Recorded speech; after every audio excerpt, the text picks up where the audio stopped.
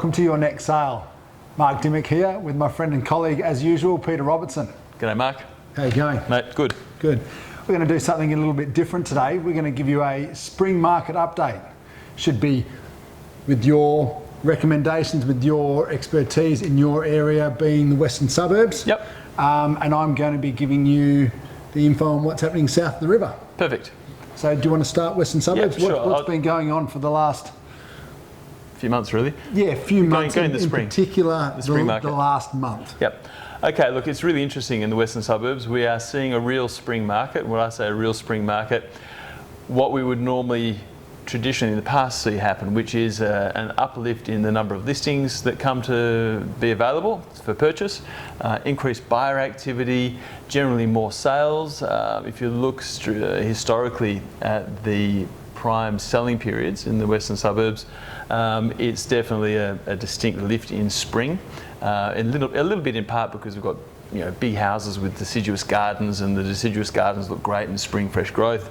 The pools are glistening and blue, the sunshine, everybody feels better, and that carries through to getting things done before Christmas, because there is always that lull over the Christmas period where the market doesn't shut down, but it certainly slows right down.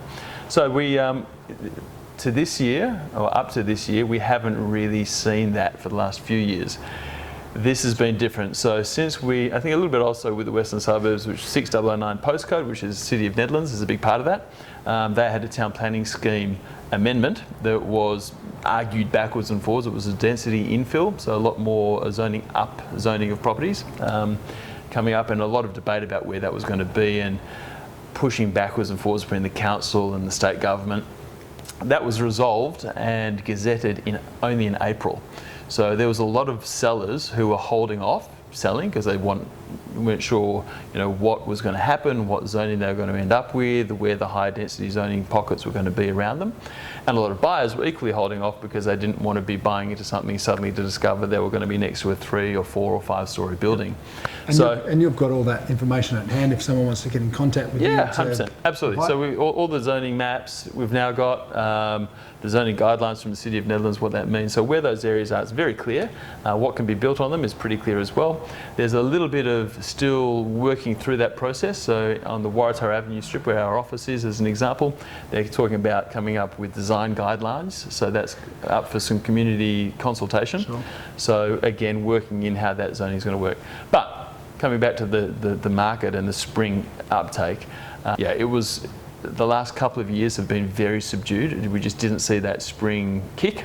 This year we've certainly seen it. So since the beginning of this financial year, mid-year break on the calendar year, it's certainly been increased buyer activity. Statistically, we can see Dalkeith has had about a 10% roughly statistically price fall over the previous roughly 18 months. Nedlands, interestingly enough, has been on a gentle rise. In part, the statistics are skewed by the sector of the market that's selling. So in the Dalkeith area, you've got block value at between roughly 2 to 2.4 million on the busier streets, as low as 1.8. So if all of the block value properties sell and none of the $4, $5, $6 million houses sell, it looks like there's been a slump. But there was definitely a bit of an erosion of the values. That's now leveled off, and the statistical graph shows that as now leveled off, and I think we're seeing a gentle rise. I've just sold a block value property in the neighbourhood in 4 days flat, multiple offers, cash unconditional, great price for the area. It was a 1,163 square metre block on Phillip Road. And that's typical. I had the same thing happen on a Watkins Road property. There's strong buyer inquiry, multiple buyers trying to take positions, and that's really good. And we're also seeing now an increase in activity and inquiry on the better houses. So let's say roughly the $4 to $6 million bracket has got a lot more action in it now than we've seen in recent years. So what I've noticed, not being in the western suburbs, is that properties, our office over the past 2-3 weeks have been selling from 3.2 to 6.1 to $22 million. Yep. So there's been some really good high-end activity. Absolutely. You're doing that deal within 4 days over the weekend. Really good high-end activity in the western suburbs over the past 2-3 weeks. Yep, absolutely. And that's, the question on everybody's lips and mind is it sustainable? Is that activity going to continue? And really that's a bit of crystal ball gazing. I think there's enough stability in the key things that influence the market that I think it's going to stay fairly stable at this level. But really we won't know until next March to see what happens when we come back from the Christmas break. Do we see that continue to run on? I think there's enough built up demand from what hasn't happened in the last 2 or 3 years to see that that's going to continue rolling forwards now, which is great. I think there's plenty of buyers out there waiting for the right home, waiting for the right product to come to market. Yes. Stock levels are low across the board in Perth. And now, like you said, spring has sprung, and new properties are coming to the market, and quality properties are coming to the market with those quality buyers are actually looking to obviously get into, i.e. this weekend, 4 offers, whatever it was, multiple offers, 4 days, multiple offers, sold. Yeah, exactly right. Cash unconditional 21-day settlement. Still discerning. I would tell you that there's, the buyers that are in the market are noticing that they're getting more competition from other people, which is really interesting to get that feedback. Which we discussed an episode or two ago. Yeah, which we've covered, and how to handle that, and as a buyer in this market, what to do and what to say and how to go about it. That's interesting that they're seeing that. Buyers have been very selective as to what they want. It's got to be 98% right or they don't move on it. I think that's easing a little bit. It used to be in boom times, if it was 80% right, it was on. That's good, close enough, we've got a compromise, we can do some things to it, let's proceed.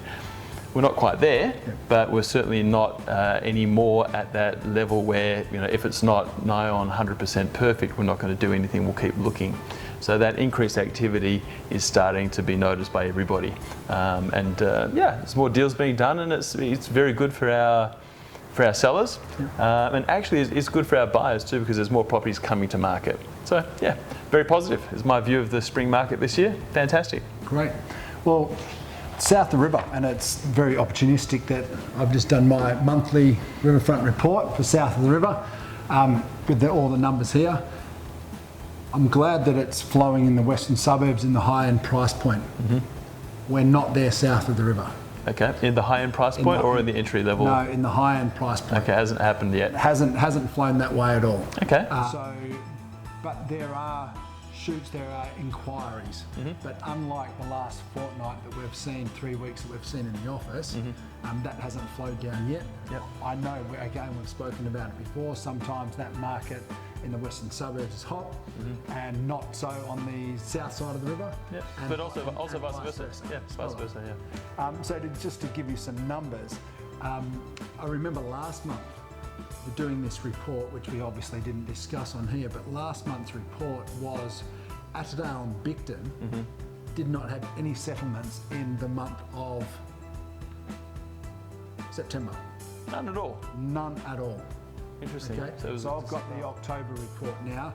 There were no settlements in Attadale or Bicton for the month of September at all. Wow. And I've never seen that before. I've seen 1 here, 2 there, but no multiple suburbs, and it was quite bizarre that they are side-by-side suburbs as well. So in good locations too. What we read into that, who knows? But maybe it's a bit of that constriction, constriction of the market that we saw here. You've seen that also clearly on that southern corridor as well. But the good thing about the south of the river at the moment, the price point, not the lower price point, but the price point from 700 to 1.2, 1.4 is moving. I've just had a property down south of Mantle that we've now got 2 offers on, and we've been on the market for 14 days. So there's properties like that that are moving. They're what I like to call the fat of the market. And if you've got properties the thick sector of the market, which is the same here, Nedlands, Claremont, Dalkeith, Crawley, anything that has been, as you say, the fat end of the market, so the more entry level, affordable for that suburb, has had a lot of activity. Has had a lot of activity.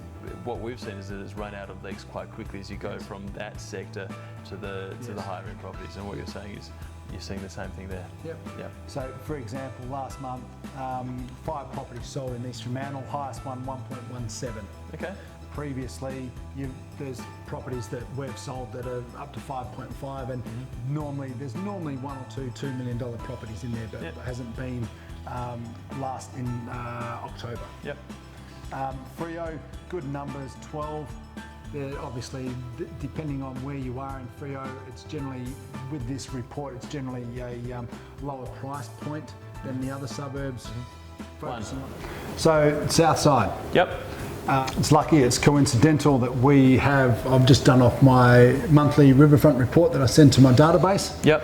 It's interesting the numbers that came through, and obviously interesting compared to what's been going on in the western suburbs. None of that high-end stuff has been happening south of the river at all, along the river from Fremantle all the way through to South Perth. Okay, interesting. And that's not just last month, that's just been over the last, seriously, I'm going to say 6 months. Okay. Been one really big sale at $7 million in Attadale. It has been it. Yeah, it's been a very quiet, high-end market for you along that southern corridor. Sure has. There's been offers, but we haven't been able to get there on a couple of things. But nothing like what we're seeing now in the western suburbs. We're just hoping that spills down from the western suburbs down to south the river. Ripples through the market. Sure, I mean, and really, I think we, as an office, our view is we handle the premium suburbs of Perth more than anything else, and that's really around the CBD.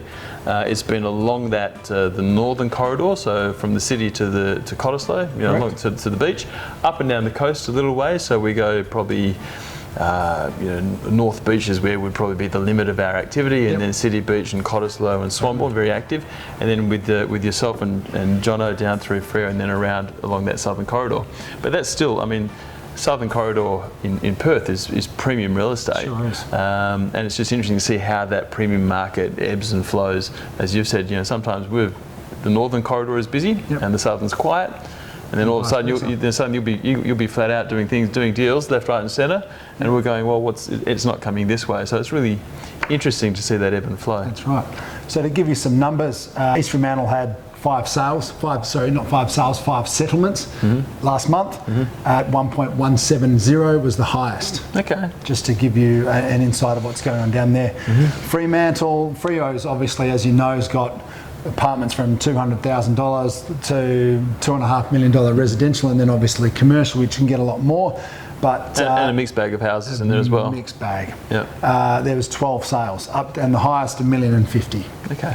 Interesting. We come into Bicton and Attadale now. Bicton and Attadale in the month of September, side by side suburbs, did not have a settlement at all in September. Wow. I've never seen that before. Side by side suburbs. And they're riverfront suburbs. Riverfront suburbs, beautiful, premium, but September, no settlements at all. Wow. That is a very constricted market, isn't it? Sure I mean, wow. That really. I've never seen it like that before. I've seen one suburb, but certainly haven't seen 2 with no settlements.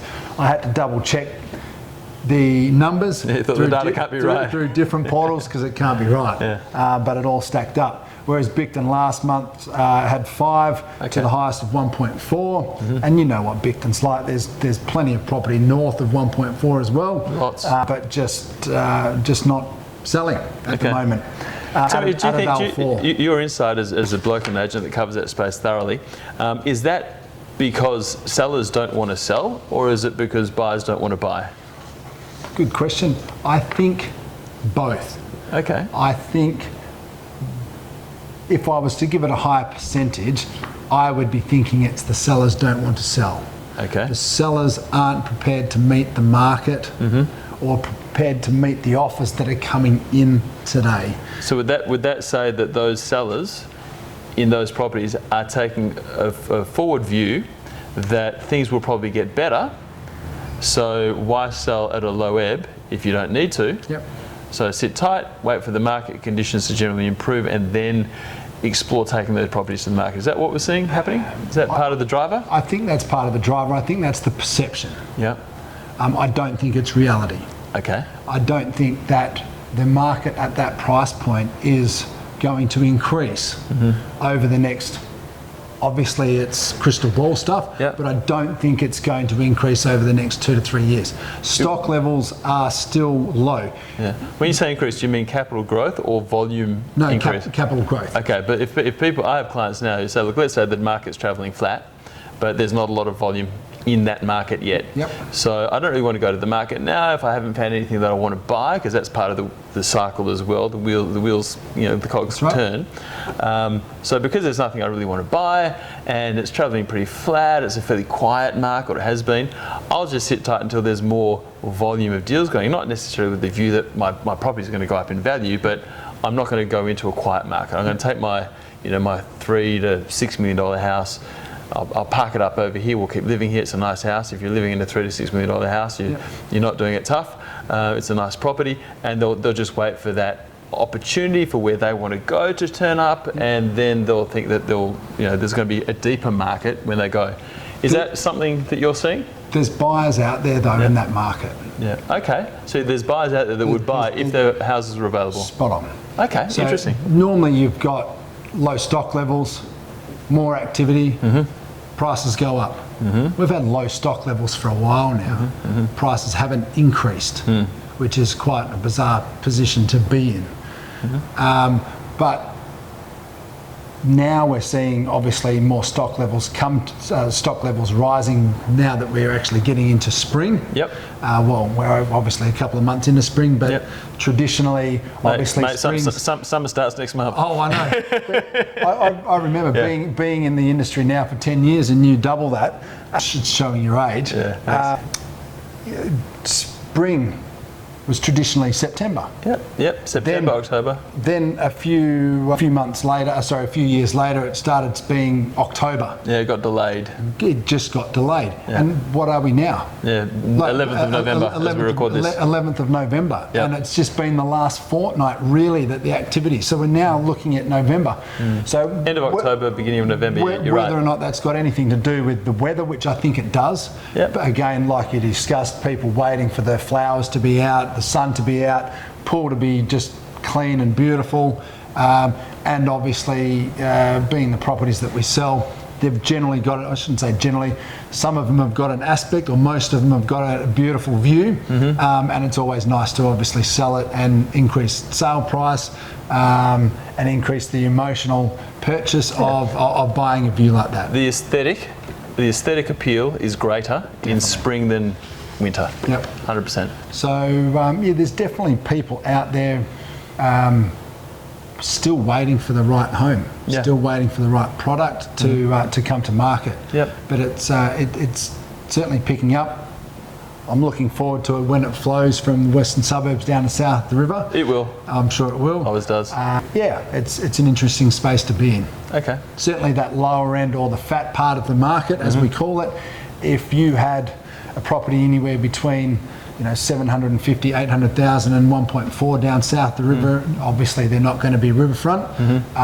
You've got seriously 7 to 10 buyers. You've got multiple offers within the first couple of weeks. Well, that is exactly the same as we're seeing across the northern corridor, let's say from Crawley through Nedlands, Dalkeith, Claremont, Mosman Park, Peppermint Grove, Cottesloe, Swanbourne. If you've got a property that's in that the fat sector of the market, there's a lot of people wanting to either upgrade or come into these suburbs. We're driven a lot by schools around our office and in this northern corridor. People are seeing, like you say, they're wanting to get in. People are seeing they're wanting to get in today. They think it's a great suburb. It is prime buying time to get into a suburb that they haven't been able to get into before. Yeah, absolutely. Okay, very interesting. So that's the higher end has started to light up north of the river. It hasn't happened yet south of the river. Happened south. We're expecting that it will. We've got a couple tomorrow. Hopefully tomorrow, as a result of this video. We've got a couple of spectacular properties for sale in that corridor. So we hope that it does. This activity, this confidence in the market, continues to grow. Will it? I mean, I think. Yeah, I think the fundamentals are there, that it's going to keep bubbling along as we're seeing it right now, and hopefully that follows through into 2020. Great.